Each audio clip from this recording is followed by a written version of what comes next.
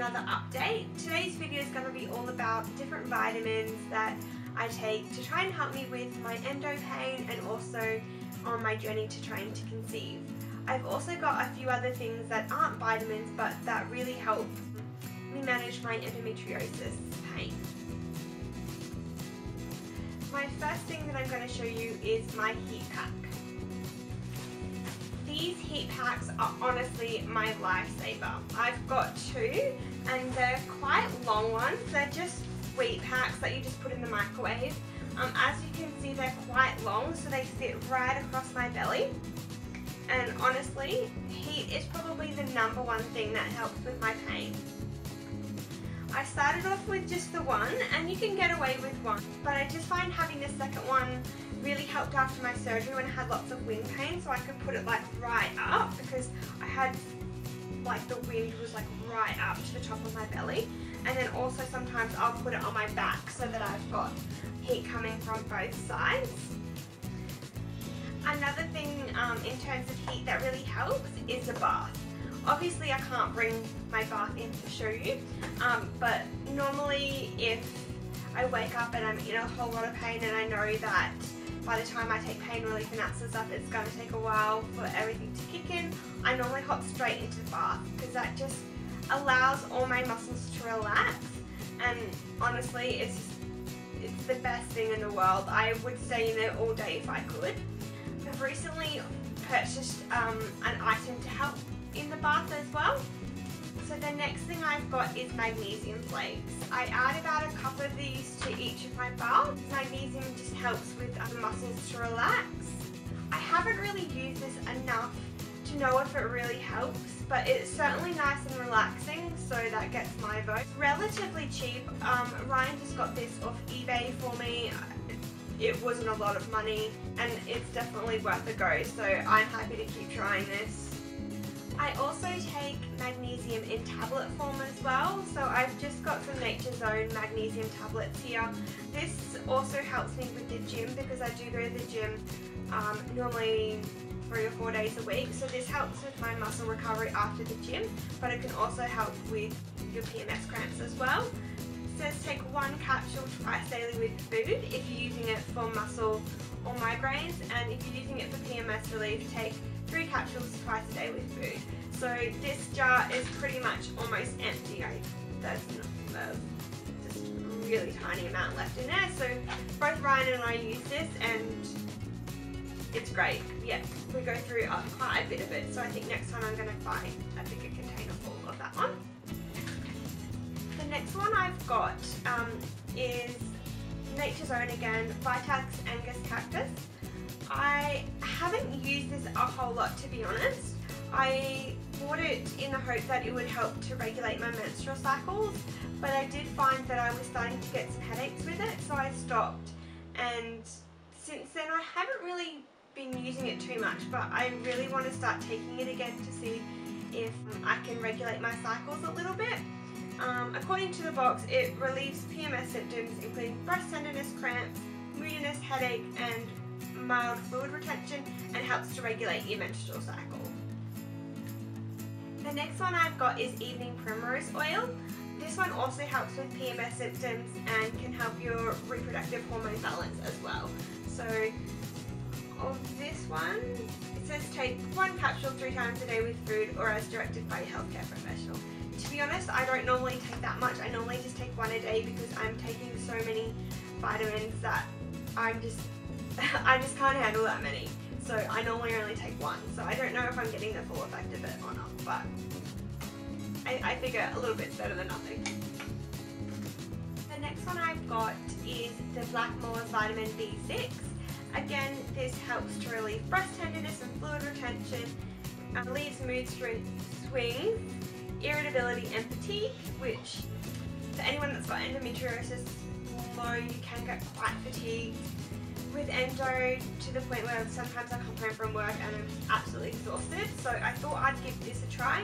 I've only just recently bought this, so I can't really comment on the effectiveness of it just yet, but I'll keep you posted. So with this one, it's just 1 tablet a day with food. The next little vitamins aren't really to help with my endometriosis, they're just for overall general health and good things to be taking while trying to conceive. The first one is vitamin D. Now I did mention in one of my previous videos that I was deficient in vitamin D. My vitamin D levels were super low. So I actually had them checked when we were first trying to conceive, and they were sort of borderline, so they were up in the 50s, I think. I remember it was just right on the border of being normal.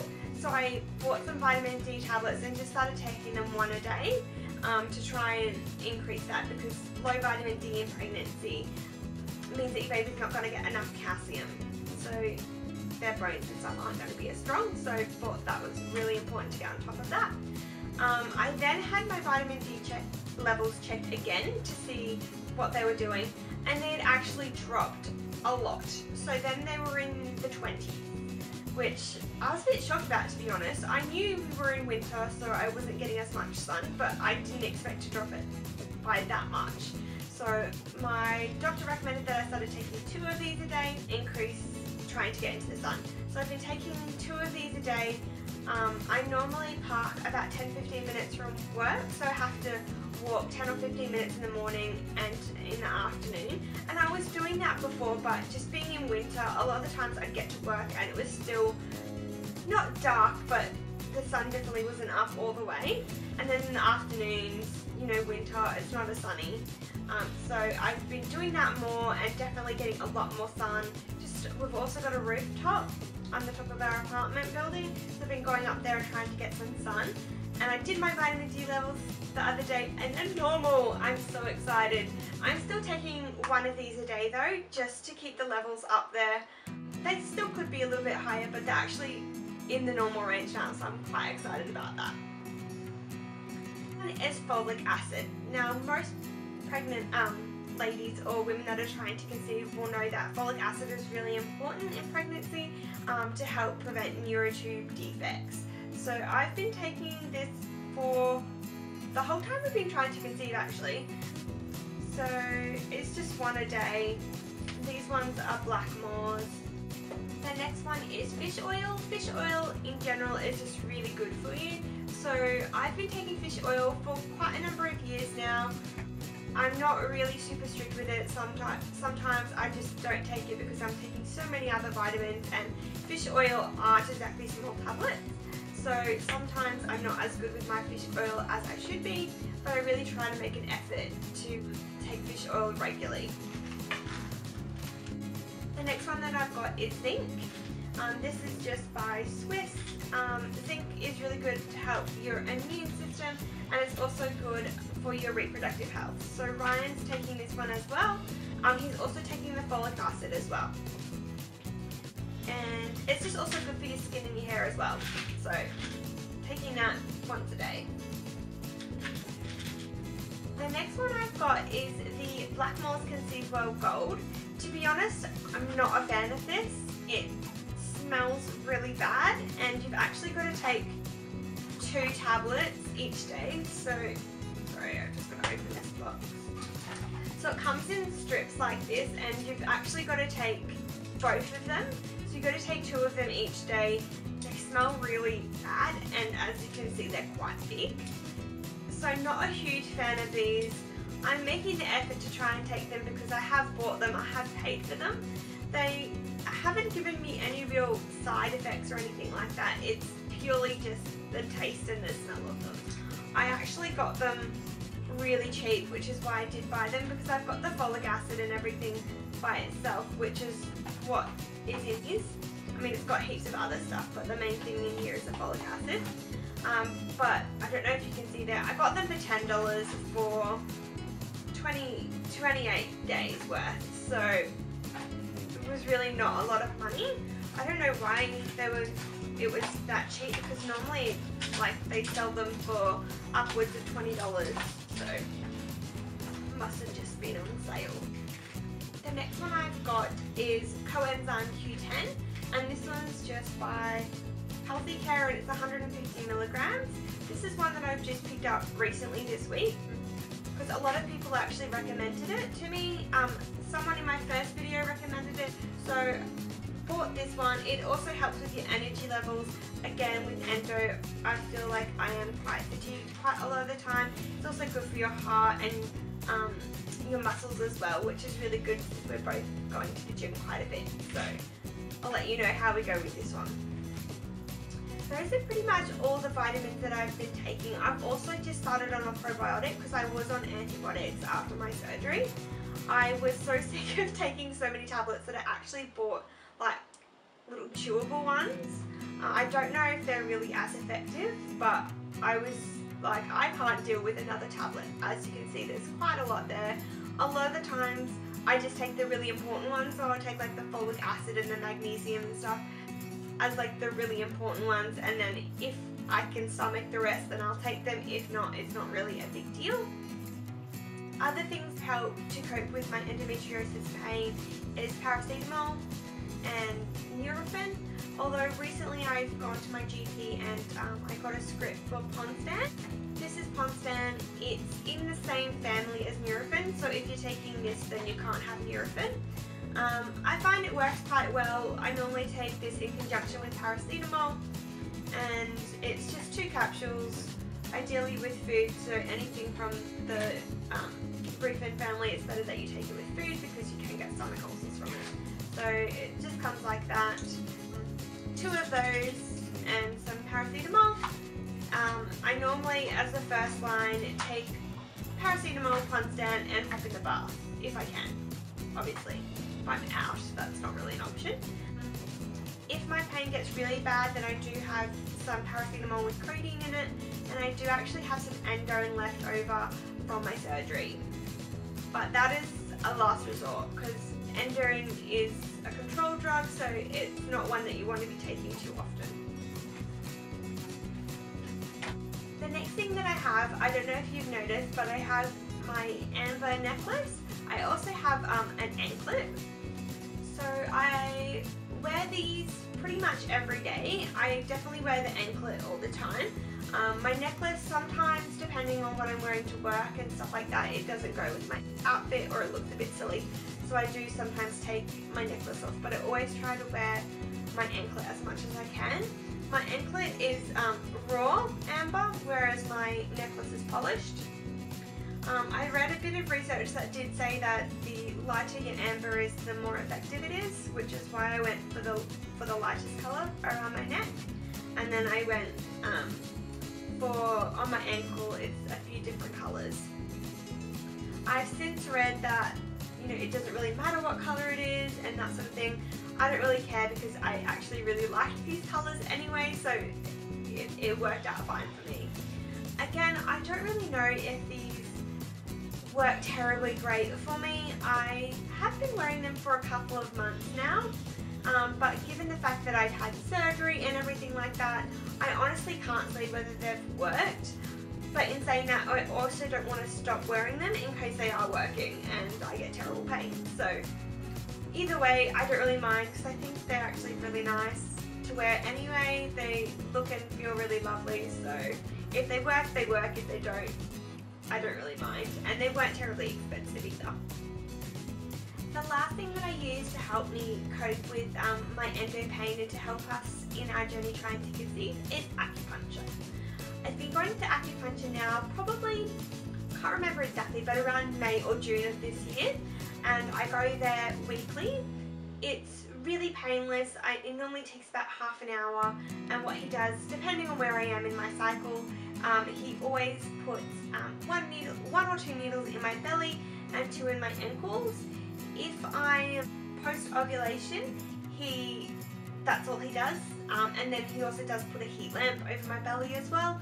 If it's during my period or leading up to ovulation, then he puts the TENS machine on my ankles, which just sends like a little pulse up my legs and down my toes. Like I said, it's not painful. Sometimes when he puts the needles in, depending on where I am in my cycle, I definitely do notice sometimes it's a little bit of a ouch, but literally it's for a second and you don't notice it. I have had a couple of bruises and an occasion where I had a site that was a little bit bleeding afterwards. I tend to bruise really easily anyway, like literally if I knock my leg on something, I'll bruise. So I'm not really worried about a little bruise from a needle. Like I said, I go weekly. I do have private health insurance, which helps a lot. But to be honest, I'm thinking about trying to find another acupuncturist. I really do like the guy that I'm seeing, but I just feel like lately he's not really listening to me. He doesn't let me finish my sentences before he's in there saying, okay, I think we should do this and this and this. Whereas I'm like, just listen, you know. He does often give me traditional Chinese herbal medicine as well. Normally it's in the form of a tablet, and the tablets are really, really small. They're just like little tiny balls, and you've got to take 15 of them twice a day.